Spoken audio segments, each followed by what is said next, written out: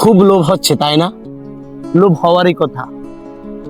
আমি এখন যেখানে দাঁড়িয়ে আছি, আমার পাশে যেই ফুলগুলো দেখা যাচ্ছে, এগুলো হচ্ছে সবার পরিচিতি ফুল, সবার মনের ফুল, সবার ভালোবাসার ফুল, সরিষা ফুল। এবং এই ফুলকে ভালোবাসে না এমন কোনো ব্যক্তি নেই।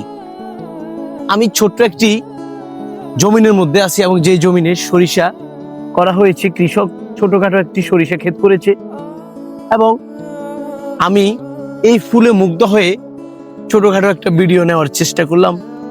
আসলে প্রকৃতি কতটা সৌন্দর্য, প্রকৃতি কতটা অপরূপে সাজে ভর্তি, আল্লাহর অপরূপ, আল্লাহর দেওয়া এই প্রকৃতি কতটা সুন্দর, সেটার বাস্তবিক প্রমাণ এই জমিন, সেটার বাস্তবিক প্রমাণ জমিনে মাটি থেকে ফেটে উঠা এই সরিষা ফুল। দেখেন না কত সুন্দর ফুলগুলি। আর কিছুদিন পরেই এই সরিষা ফুলগুলি থাকবে না, এখান থেকে বীজ আসবে। এবং জমিনের একটু পাশেই দেখা যাচ্ছে কতগুলি ছাগল। এই ছাগলগুলি ঘাস খাচ্ছে, এই প্রকৃতিকে গ্রাম্য পরিবেশে পরিণত করছে। আসলে গ্রামীণ পরিবেশ, গ্রামের যে সৌন্দর্য, গ্রামের যে বাস্তবিক সৌন্দর্যের রূপে সাজ, সেটার বাস্তবিক প্রমাণ এই সরিষা ক্ষেত, যার পাশে ছাগল ঘাস খাচ্ছে।